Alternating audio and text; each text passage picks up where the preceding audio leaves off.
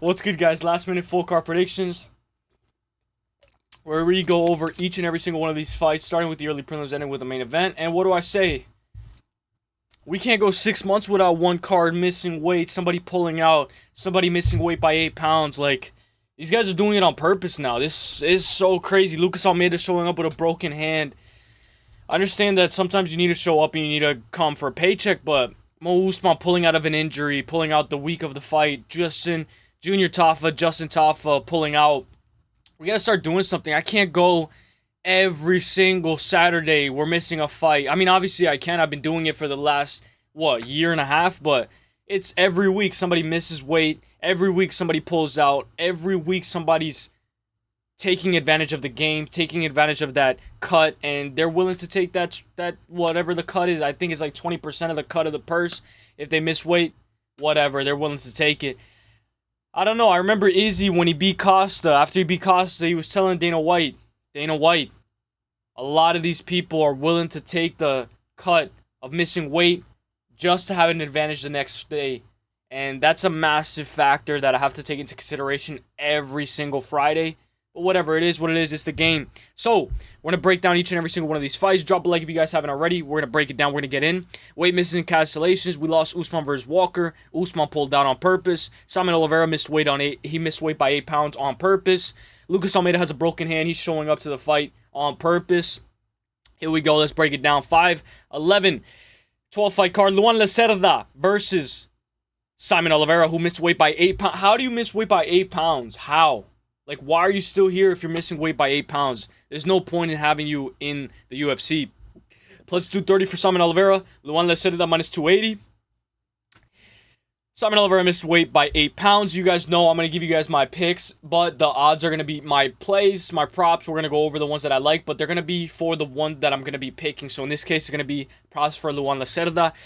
Opening up the card, Saimon Oliveira, a heavy BJJ guy, currently on a 3-fight losing skid. 2 out of 3 out of his last 5. 2 most recent wins are Memari front choke and Jose Alday by split decision on Dana White Contender Series. He then lost to Tony, Daniel Marcos KO'd him, and most recently lost to David Martinez, who KO'd him. Oliveira's 34 years old, dangerous, always hunting for subs, poor striking, gets tagged way too much. Matched up against Lacerda. Lacerda is 32 years old, 3 and 2 out of his last 5, beating Valentin Lopez by rear naked choke, Tyron Pedro by heel hook 4 years ago, and Marcely Alves by rear naked choke. But then he lost his next 2 fights to Cody Stamann and Jamal Blackshear, 0-2 in the UFC.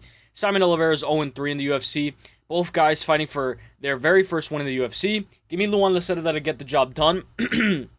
One, not only because I don't like people who miss weight who are unprofessional, but also because I want Luan Lacerda to show out for the opening of the card. You know, I always say don't bet the first fight, but in this case, guys, I think there's an opportunity to, we got to take this opportunity. Luan Lacerda by sub plus 130.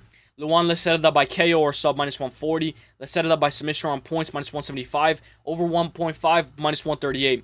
Give me Luan Lacerda minus 280 money line. I'm going to go with the over 1.5 minus 138. Lacerda by submission on points minus 175. And Lacerda by KO or sub minus 140. Let's go, my guy Lacerda. Let's go. Should be able to finish this guy, bro. You should be able to. But shoulda, coulda, woulda. Nothing is guaranteed in this game. Julia Polastri versus Karolina Kowalkiewicz. Julia Polastri minus 590. Karolina plus 430. Julia Polastri is one of my favorite fighters to watch day in and day out. She does very good in that third round. I will always remember her fighting with Lupita Godinez. Polastri is 13-5, 3 and 2 out of her last 5. Lost to Josephine Knudsen and Lupita Godinez recently, but is 1 and 2 in the UFC. She's 27 years old, can get started slow sometimes, and she can be open to a takedown, but she can get up. She was taken down 5 times by Lupi, but put a beating on her in that third round. Matched up against a true veteran, Karolina Kowalkiewicz, 16-9, 39 years old. She made her UFC debut in 2015, and has a win over Rose Namajunas. She was on a 4-fight win streak up until she lost to Lasmin Lucindo and Denise Gomes, and she is tough as nails. Only been finished 3 times out of her entire career. That's a crazy stat. Has been in the UFC for over 10 years now, guys. I'm going to go with Julia Polastri. I think she should be able to win this fight, but it's going to be a tough one. One thing about Karolina, one thing I love about her is I think she's like a vampire. She doesn't look old. Obviously, maybe in the striking department, in the athleticism, she will, but looking at her from the cover, she doesn't look old, and I'm glad that she's still in the UFC, and I would like her to be I know it's kind of crazy, but in the Hall of Fame. I know not everybody could be in the Hall of Fame, but if there's one of her fights that we could put in the Hall of Fame, let's put Karolina in there, because she's been here day in and day out. Girls like Angela Hill, Karolina Kowalkiewicz, they deserve some respect. Julia by decision minus 175, Julia by sub plus 490, Julia by sub or points minus 350, Julia by KO on points minus 250. Fight goes the distance, yes, minus 350, over 2.5 minus 410. Give me Polastri moneyline minus 590, over 2.5 minus 410. I'll take this fight goes the distance, yes, minus 350. Julia by sub or points minus 350, and Julia by decision minus 175. But that is a little juiced considering that. Remember, Veronica Hardy, she won by decision, but she lost a round, so it's going to be a little bit crazy, a little bit dicey. Give me Julia Polastri for the dub.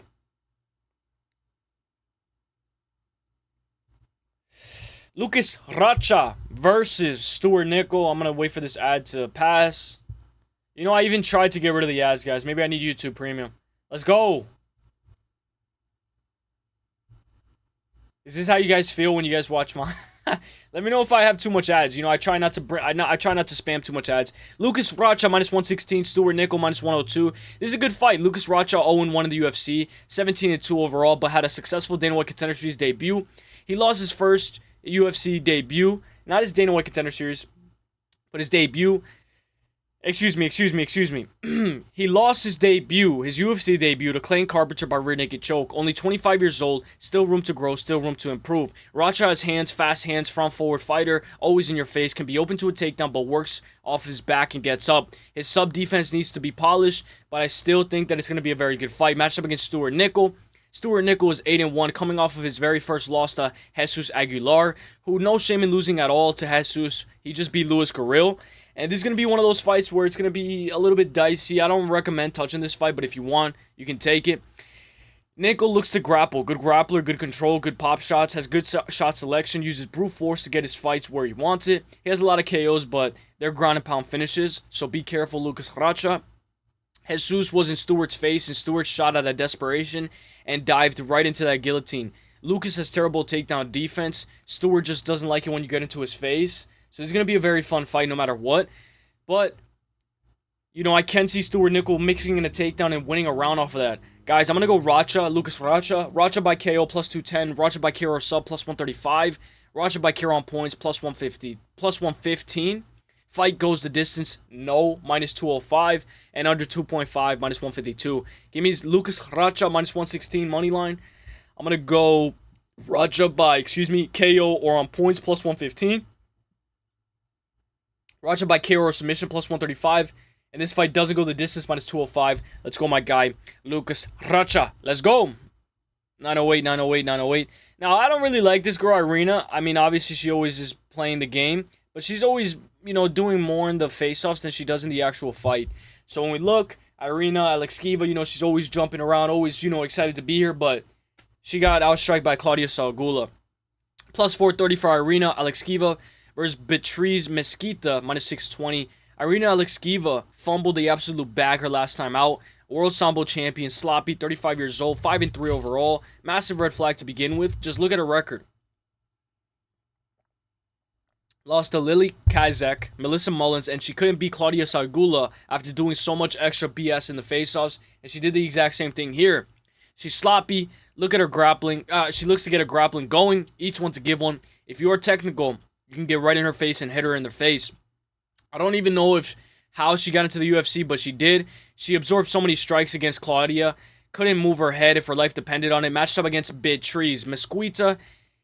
Mesquita is skipping Dana White Contender Series, skipping Ultimate Fighter, and jumping right into the big leagues from LFA. She trains at American Top Team, 4-0 in LFA. She won the belt in LFA and is now looking to get under the bright lights in the UFC. She's a dangerous Brazilian grappler. Her takedowns are a bit telegraphed and might need a little work. But once on top, it's her bread and butter. Beatriz is pretty, a beautiful grappler. She can climb the back and has great control. She has a lot of hype on her. Beatriz is 34 years old, and this seems like a layup. I'm going to go with my girl Beatriz. Beatriz by sub minus 120. Beatriz by decision plus 330. Beatriz by KO or sub minus 200. Beatriz by submission on points minus 300. Will this fight go the distance? No, minus 280. And over 1.5 minus 144. Can we count on Irina to hit the over 1.5? I would love it. Guys, give me Mesquita minus 620. I'm going to go with the over 1.5, minus 144. Give me this fight doesn't go the distance, minus 280. Give me Beatriz by sub, minus 120. And Beatriz by submission on points, minus 300. Let's go, my girl. Let's go. She has a big personality as well. Yacht. She didn't want to shake the hands, though. Sometimes that ages like milk. You know, when you don't want to shake your opponent's hand and you don't have good sportsmanship, it comes to bite you in the ass. Vitor Petrino, minus 300. Thomas Petersen, plus 235. Vitor Petrino versus the blue-collar worker, Thomas Petersen. Respect to Petersen for being a mechanic and a UFC fighter at the same time. Vitor Petrino, solid fighter, just makes questionable decisions like against Dustin Jacoby and against Anthony Smith, but is now back in the win column, beating Austin Lane by rear naked choke in his heavyweight debut, guys. Good left hook. He KO'd Bellato twice as well. 17 takedowns in the UFC, but when he shoots, he leaves his neck open to a ghillie, head and neck sticking out in the air, and he can take you for a lift and slam you. He had a successful heavyweight debut. Matched up against Thomas Petersen. Thomas is experienced, 6-1 in LFA, 2-2 in the UFC. The most recent losses for Thomas Petersen are Jamal Pokes and Shamil Gaziev, but he's back in the win column with a win over Dontel Mays. Petersen looks to wrestle, trips, drags. He can get tagged up, can get in your face and put the pressure. He put a grappling clinic his last time out against Dontel Mays. Vitor needs to be careful with the decisions he makes in this fight because it can hurt him. It could hurt him. We saw Joe Pyfer try to shoot a takedown against Abus, and what happened? He ended up losing that entire round, guys. Give me Vitor Petrino for the dub. Petrino by KO plus 155. Petrino by sub plus 600. Petrino by KO or sub minus 110. Petrino by KO on points minus 190. Will this fight go the distance? Minus 190. Under 2.5 minus 146. Guys, give me Petrino moneyline minus 300. Petrino by KO or sub minus 110. Petrino by KO plus 155. Petrino by KO on points minus 190. And this fight doesn't go the distance. No, at a minus 190. Let's go, my guy. Petrino for the dub. Let's go. Now, this one's a tough one, guys. This is a tough fight to pick. Jafel Filho versus Clayton Carpenter. Jafel Filho plus 102. Clayton Carpenter minus 124. This is a cool fight. Very interesting to see how this one plays out. Jafel Filho, 16-4 overall. 32 years old. 3-2 out of his last 5. Beating Robert by KO on Dana White Contender Series. Daniel Barres by arm triangle. And Ode Osborne by sub rear naked choke. His two most recent losses are Muhammad Mokaev, rear naked choke, and Ale Nascimento, which that fight against Ale Nascimento was tough. Super close as well. He always looks to grapple, deceptive power, and he can get out grappled, and he can get a bit tired as the fight goes on. He had 4 takedowns against Allen, and he did good in that fight. Matched up against Clayton Carpenter. Carpenter made his UFC debut against Ronderos, beat Lucas Rocha then, and then he lost to Tagir Olympiakov 8 months ago in a competitive scrap. He doesn't give up on himself, and he looks to get the ball rolling and enter his flow state. Gi and no gi jiu-jitsu world champ. He has volume and cardio for days. This is very good matchmaking. Very good matchmaking. It's going to be a very tough fight for me to predict. I was kind of on the fence for this one. I really want to go Filho. I don't know. I might put him in a parlay. But, guys, I think I'm going to go Clayton Carpenter, guys. Carpenter by points plus 180. Filho by sub plus 460. Filho by KO or sub plus 260. Carpenter by KO on points plus 130. Will this fight go the distance? Yes, at a minus 142. Over 2.5 minus 174. Guys, so in this case, give me Clayton Carpenter money line, minus 124, low confidence, but I'm going to go Clayton Carpenter. Give me Carpenter by points, plus 180. If you like Filho, take him by, sprinkle him. Sprinkle his money line if you like Filho. I might put him in a parlay. I'm going to go Carpenter by points, plus 180. Carpenter by KO on points, plus 130. This fight goes the distance, minus 142, and the over 2.5 at a minus 174. Let's go, my guy Carpenter, for the dub. Let's go, but you better be locked in, my guy. You better be locked in. Let's go. Let's go. Lucas Almeida. Well, we know Lucas Almeida has a broken hand. Matched up against Michael Aswell. Lucas Almeida plus 136. Michael Aswell minus 168. Lucas Almeida's hand was swollen like a balloon. An absolute balloon, guys. His entire paw. Like, you couldn't see the veins in his fist because of how swollen his hand was. Almeida's a tricky fighter. 15-4 overall. 2-3 in the UFC. Lost when he fought on Dana White Contender Series to Daniel Zellhuber. Almeida's 2-3 out of his last 5, losing to Pat Sabatini, Andre Fili, and most recently Danny Silva by split. Super close fight. He did well in, 34 years old. Almeida has deceptive power. His takedown defense needs to be polished, 53%. Danny Silva did good in that fight against Lucas Almeida, matched up against Michael Aswell. Aswell competed on Dana White Contender Series against Bogdan Grad, but he lost by split a year and 1 month ago. And he then beat Dorian Ramos, and then he stepped in on short notice when Markel Mederos pulled out against Polastri, and he fought Polastri. Went toe-to-toe with the heavy-handed striker 4 months ago, and is now looking to get back in the win column. He has a good jab, doesn't stop moving, and he has a high pain threshold. Aswell has a good poker face too. Aswell won a round against Oki on short notice. He did good that fight.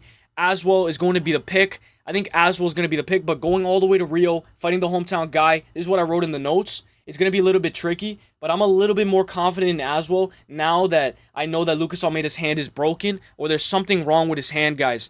Guys, I feel bad for Lucas Almeida because obviously he still can win this fight, but guys, it shows that he needs the money and it shows that he needs to be here, win or lose. And I feel bad when a fighter is willing to take that gamble. I feel very bad. You know, it doesn't make me feel good. If anything, I'm thinking of Aswell inside the distance, you know? Aswell by points plus 130, Aswell by KO plus 440, Aswell by KO or sub plus 360. Will this fight go the distance? Yes, minus 146. No, plus 114. Guys, in this case, guys, give me Michael Aswell moneyline minus 168. Give me Aswell by points plus 130, but it's going to be crazy if he actually goes the distance with a guy with a broken hand. I'm going to go Aswell by KO plus 440, Aswell by KO or sub plus 360. We're sprinkling inside the distance, and I'm going to take that this fight doesn't go the distance, no, at a plus 114. Let's go my guy, Michael Aswell for the dub. He's a little bit shorter, but I think you should be able to win this fight inside the distance if the guy has a broken hand. We'll see what you got, Aswell, but may the best man win. And Lucas Almeida, I hope you can extend your contract, and I hope your hand gets better. Minus 200 for Ricardo Ramos, Kaan Ofli plus 160. Ricardo Ramos, great BJJ, great kicks, good volume. Ricardo is 17-7 overall, 30 years old, 2-3 out of his last 5 wins over Danny Chavez and Josh Kulabau. Lost to Charles Jourdain, Julian Rocha, and most recently, Chepe Mariscal beat the crap out of him in an insane pace. Matched up against Kaan Ofli. Ofli is a decent fighter, BJJ black belt, decent takedowns and shot selection, 11-4-1 overall for Kaan Ofli, 32 years old, but 66-inch reach and 5'7". He will be at a disadvantage lengthwise, but can grapple and is compact. Busy on the ground, great control, but on a 2-fight losing skid to Marion Santos and Mohamed Naimov. Naimov showed levels in that fight, bunch of clinching from Ofli in that fight, guys. But guys, in this case, I'm going to go Ricardo Ramos to win this fight. Ramos by sub plus 390, Ramos by points plus 180, Ricardo Ramos by sub or points minus 130, Ricardo by KO on points minus 105, over 2.5 minus 138, guys. So in this case, guys, give me Ricardo Ramos moneyline minus 200. I'm going to go Ricardo Ramos by sub sprinkle plus 390, Ricardo Ramos by points plus 180. I like Ricardo by sub or points and Ricardo by KO on points over 2.5. Excuse me, guys. My dog is being fucking annoying as fuck. Hang on. Give me Ricardo. It's distracting me. Ricardo Ramos moneyline minus 200. I'm going to go Ricardo by submission on points minus 130. Over 2.5 minus 138. And Ricardo Ramos by points at a plus 180. Let's go, my guy, Ricardo Ramos for the dub. Let's go, my guy. Let's go. 1533. 1533. Let's go, let's go, let's go. Sorry if you guys hear my fucking annoying ass fucking dog. People are fucking moving a bunch of shit in the back. And, bro, 2 ads already. Gosh, damn, bro. All right. Jonathan Denise, minus 144. Mario Pinto, plus 118. Old Tommy Aspinall trick that he did with the hand. I don't know if you guys saw it. He put his hand on Jonathan Denise in order to see the reach advantage. He wanted to see the reach advantage. The oldest trick in the book. This is a fun scrap. Jonathan Denise, a dangerous threat. He beat Alvin Hines, who got suspended for being on roids. 7 KO wins for Denise. 2 wins by decision. Carl Williams and Alvin Hines both went the distance with him. Denise's only professional loss is to Marcin Tybura. Tybura was grappling heavy and raining elbows, doctor stoppage. I remember when Denise was getting out grappled by Austin Lane. Came back in round 2 and KO'd him. Great speed, great KO power. Great, decent kickboxing as well. Once on bottom, he can't get off his back if his life depended on it. Matched up against Mario Pinto. Pinto is a cage fighter from Portugal, looking to make waves in the UFC. 27 years old, 10-0, undefeated, 6 wins by KO, 1 win by sub, and 3 wins by decision. He has good leg kicks, always looks to be technical, lean back, not too much footwork, but he can wrestle as well. He has the wrestling in his back pocket. He doesn't normally rely on it, but he can wrestle. We've seen him wrestle before. I like Mario Pinto. I like him by KO sub. Pinto by KO plus 350. Denise by KO plus 170. Pinto by decision plus 360. Pinto by KO on points plus 135. Will this fight go the distance? No, minus 168. Under 2.5, minus 128. Fight ends by KO minus 135. Guys, in this case, give me Mario Pinto moneyline plus 118. I think that's enough, to be honest. But if you guys want to chase, I like Pinto by KO plus 350. Pinto by decision plus 360. I like Pinto by KO on points plus 135. Will this fight go the distance? No, at a minus 168. And I like fight ends by KO at a minus 135. Let's go, my guys. Let's go.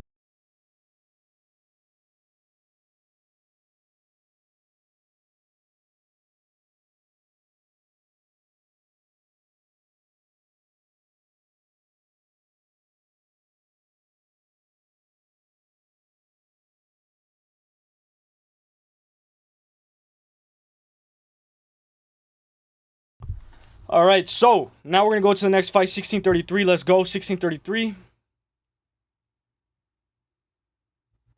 All right, so Vicente Luque versus Joel Alvarez is going to be a banger fight, guys. I cannot wait for this fight, guys. I think this is going to be a banger. Let's see who wins. Joel Alvarez, minus 550.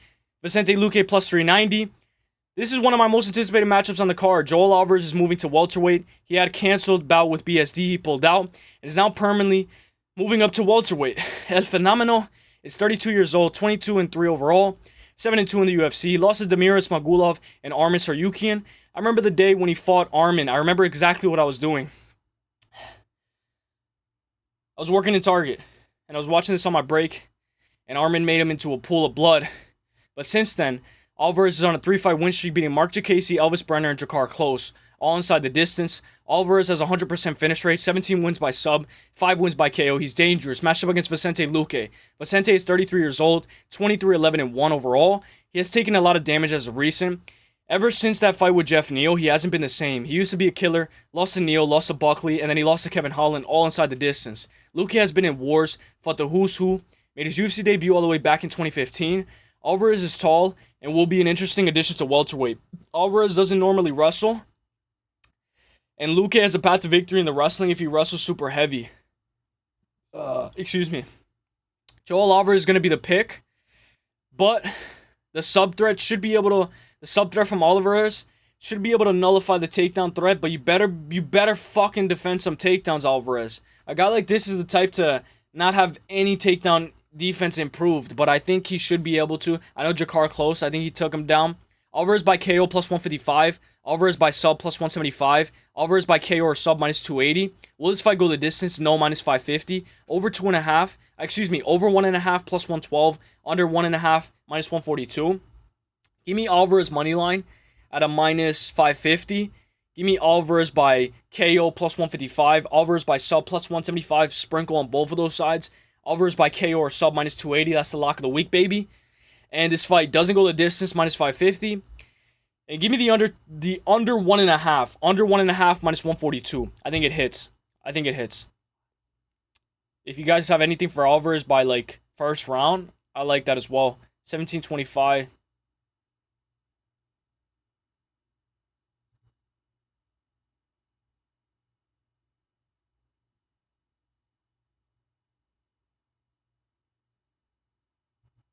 All right, there we go.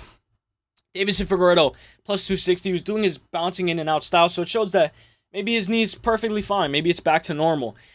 Maybe he got stem cells on it. Plus 260 for Figueiredo. Montel Jackson, minus 340. This is one of the hardest fights to pick on the card. Deiveson Figueiredo, former flyweight champion, moved up to bantamweight, 24-5-1, 37 years old at bantamweight, red flag. But we have guys like Ayman Zahabi at bantamweight, so there's that. Age is very different for everyone. 13-5 in the UFC. He's on a 3-fight win streak. He was on a 3-fight win streak. Beat Rob Font, Cody Garbrandt, Marlon Vera, and then he lost to Peter Yan and Corey Sandhagen. He has been wrestling a lot more at bantamweight. Figgy has more. In my opinion, I thought he had more power at 125 because he can bully these guys at 125. But these guys at bantamweight are huge, bro. This guy has a longer reach than Conor McGregor, and he's taller than Conor McGregor as well. Damian Jackson is huge for the division. Figgy has beautiful takedowns. He even took Corey's back up until he got reversed and he fell off. He did get injured in that Corey fight, knee injury, but Corey implemented that damage. Pretty quick turnaround, only 5 months ago. Matched up against Montel Jackson. Jackson is 15-2 overall, 33 years old, from Wisconsin, 75.5-inch reach. Jackson is 9-2 in the UFC, looking to take Figgy's ranking, who is number 6. Jackson has 8 wins by KO, 1 win by sub, and 6 wins by decision. Started off as a wrestler, now developed striking. Number 16 ranked, averages more than 3 takedowns per fight. He KO'd Damon Blackshear, beat Daniel Marcos, and one of his best wins yet, that Daniel Marcos win.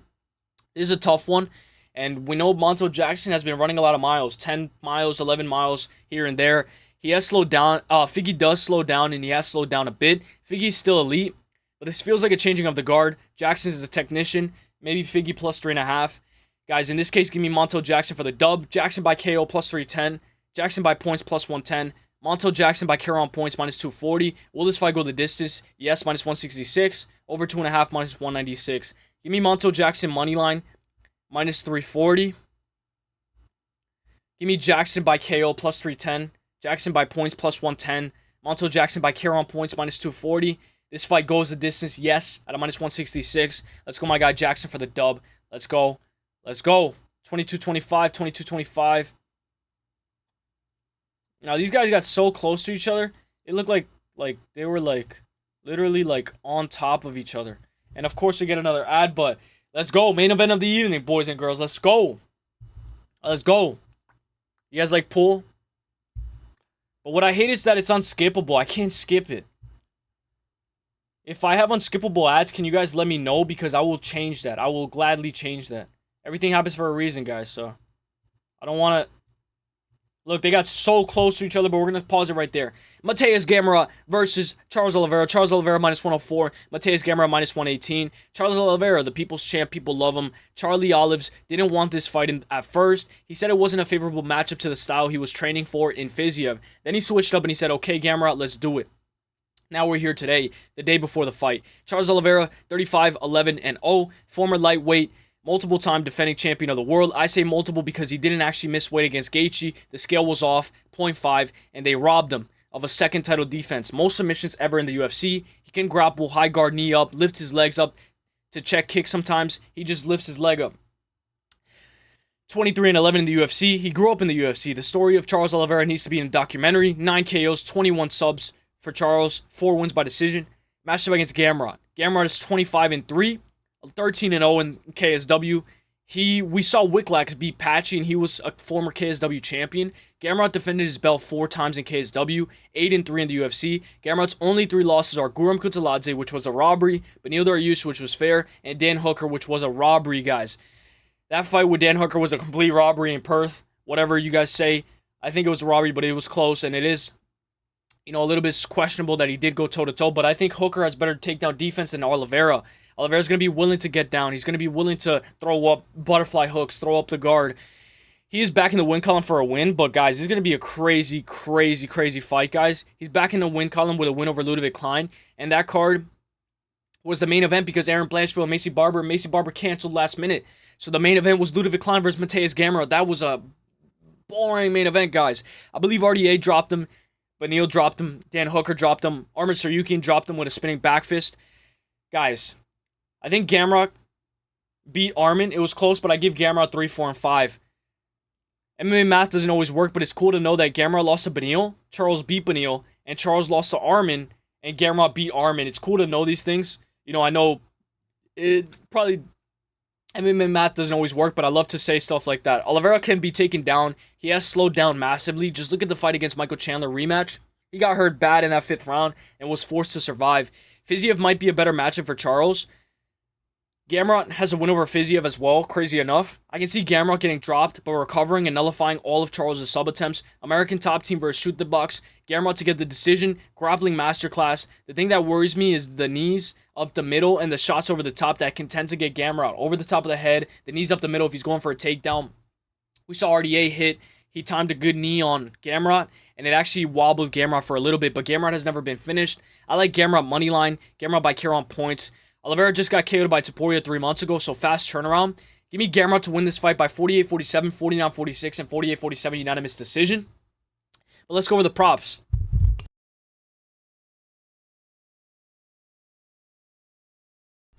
Gamrot by KO plus 460. Olives by sub plus 300. Excuse me. I'm all over the place because of my dog. Olives by KO plus 460. Olives by sub plus 300. Gamrot by decision plus 310. Gamrot by KO on points plus 150. Gamrot by submission on points plus 140. Over 2.5 minus 134. Will this fight go the distance? No, at a minus 235. Gamrot to land 1 takedown minus 700. I like that as an anchor. I had that last time Ankalaev to get 1 takedown, but I didn't know he had fucking broken ribs. Charlie O by KO rounds 1, 2, or 3 plus 600. Charles by KO rounds 3, 4, and 5 plus 1,200. Oliveira by sub rounds 3, 4, and 5 plus 900. Let's say maybe Gamrot's tired and Oliveira jumps into that ghillie. You know, he might be able to secure it. You know, we saw what happened with Jake Matthews and Neil Magny. They fucking stopped that shit. When we're in Brazil, I'm prepared for a robbery. I'm prepared for the ref to take a point off of Gamrot. I'm prepared for the ref to early stop it. I'm prepared for it, guys. It always happens. There's always something like that. But Gamrot by KO rounds 3, 4, and 5 plus 1,300. I can see Gamrot dropping Olives. I can see Olives dropping Gamrot. One knockdown in the main event. That'll be nice. In this case, guys, give me Mateus Gamrot money line minus 118. Gamrot money line minus 118. Give me Gamrot by KO on points plus 150. Gamrot by suburb points plus 140. Gamrot by decision plus 310. Over 2.5 minus 134. Give me Gamrot to land one takedown minus 700. This fight doesn't go the distance minus 235. And give me Gamrot by KO rounds 3, 4, and 5 plus 900. Rounds 3, 4, and 5 is plus 1,300. So I'll repeat it. Gamrot by KO rounds 3, 4, and 5 plus 1,300. Give me the over 2.5 minus 134. Give me the main event doesn't go the distance minus 235. Gamrot by suburb points plus 140. Gamrot by KO on points plus 150. Gamrot by decision plus 310. And Gamrot money line at a minus 118. Let me know what you guys think, guys. Let me know who you guys got. This is going to be a banger main event. May the best man win. Let's see how it goes. I'll see you guys in the next one, guys. God bless. The best is blessed, baby. Let's fucking go. Let me know who you guys got. Let me know if you guys like the lock. And let me know if you guys have a lock. What do you rate this card 1 through 10? I give it a solid 8, but we'll see how it goes. May the best man win. Obrigado. We're into Rio. And then next week, we're in UFC Vancouver. Enjoy. Have a great weekend. Let's go. Peace.